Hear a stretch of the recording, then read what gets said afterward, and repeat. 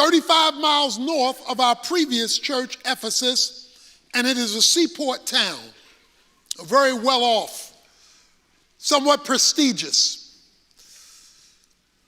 But there was trouble in Smyrna. In verse 8, Jesus says to the pastor, the angel of the church, the one who's going to deliver the message, he says, the first and the last, the one who was dead and alive says this. The phrase, the first and the last. That phrase is used of Almighty God. In fact, in Isaiah 48, 12 and 13, he says, I am the first and the last, the God who created heavens and earth. So when Jesus Christ declares himself in Revelation 2, verse 8, to be the first and the last, he's declaring himself to be God. So he picks this Old Testament designation of God and applies it to himself. Now, we know he's applying it to himself because he says, I was dead, and now I'm alive. Well, God the Father didn't die, God the Son died.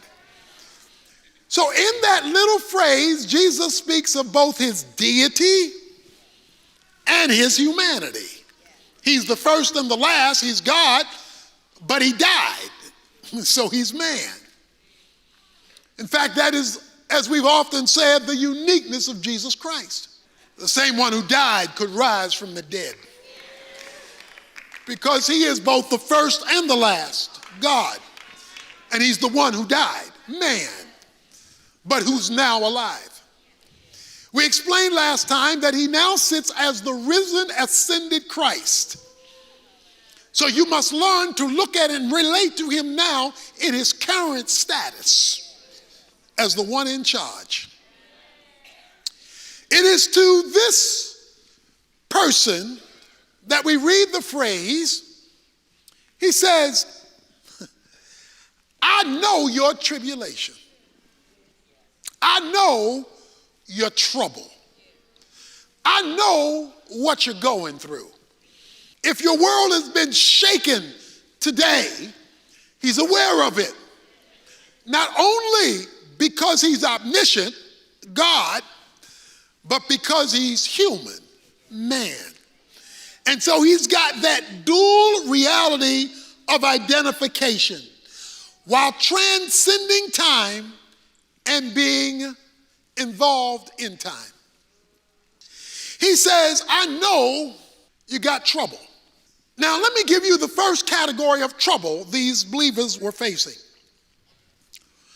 This is Smyrna. The mountains around Smyrna look like a crown that a king would wear. They were shaped that way.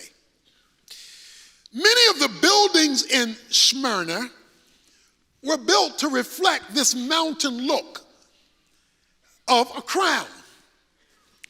The reason why that is a big deal, if you lived in Smyrna, is because as a Roman colony, they worship Caesar as Lord. You had to recognize Caesar as God. Well, these Christians had another declaration. Jesus is Lord. That created a conflict with the Roman government. So they were going through the pressure and oppression of not yielding to the governmental authority when it claimed the rights of deity. While everybody else was saying Caesar is Lord, they were declaring, no, Jesus is Lord. While we will recognize government and respect government, we won't bow to government because Jesus and not Caesar is Lord. That created a problem because once you rejected Caesar, you were now an enemy of the state. And as a result of that, there was confiscation of property. It says you are having trouble and you are poor. Now, it's bad enough to have trouble, but it's sure enough bad when you have trouble and no money, because you can't afford to cover up your misery. See, one of the uses of money is to hide how messed up you feel. You can spend money on entertainment. You can spend money on parties. You can spend money on this and that to help cover up the tribulation that you may be going through. Well, what they were facing in their declaration that Jesus is Lord was an impoverishment economically, the loss of something financially because of their commitment to the risen, ascended Christ, and their unwillingness to compromise their declaration in front of Rome that you are not our God. Jesus is our God. So they were spiritually rich. That's why he says in the next phrase, you are rich. You are rich because of your decision to be committed to me, even though it's costing you a price tag. He's talking about the recognition of Jesus Christ as Lord in the face of a rejecting government. And let me explain this real clear.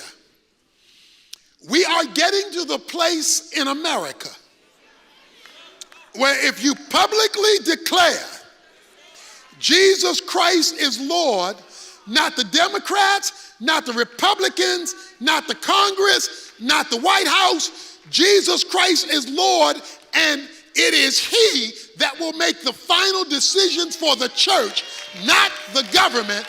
We're living in a day when there's little respect for our faith, when religious freedom is in jeopardy, and regardless of which party you're for, that's not my point. My point is, it ought to be clear, and there ought to be no mistakes about it, that our ultimate allegiance is not to Washington. It's to the King of Kings and the Lord of Lords.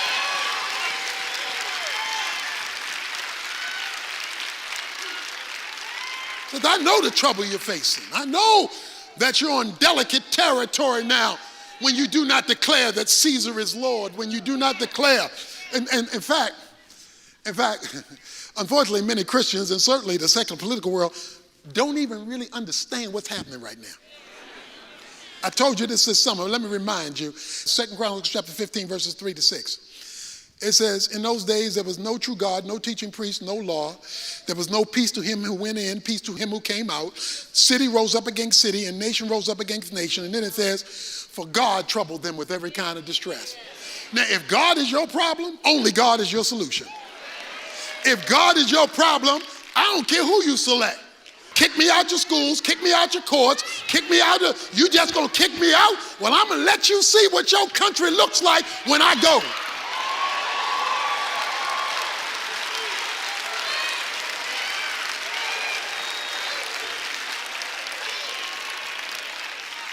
He says, I know your trouble. I know when you don't compromise at work, you might not get that promotion. I know when you don't compromise with your friends, you might not get that recognition. But that's the piece of your commitment you need to know about, so that you're not shocked when it happens, so that you don't know where that came from. So I know your trouble, and I know there is a price tag to full commitment to me. I'm not talking about suffering because of you doing evil. That's one kind of suffering. I'm talking about when you're trying to live for God, when you're trying to proclaim Christ, when you try, and it's still going south. It had to pass through his fingers first. Okay? One reason he does it is to humble us. 2 Corinthians 12, verse 7. To humble us. In other words, he wants to deal with something in our character that we either actually or potentially are headed toward.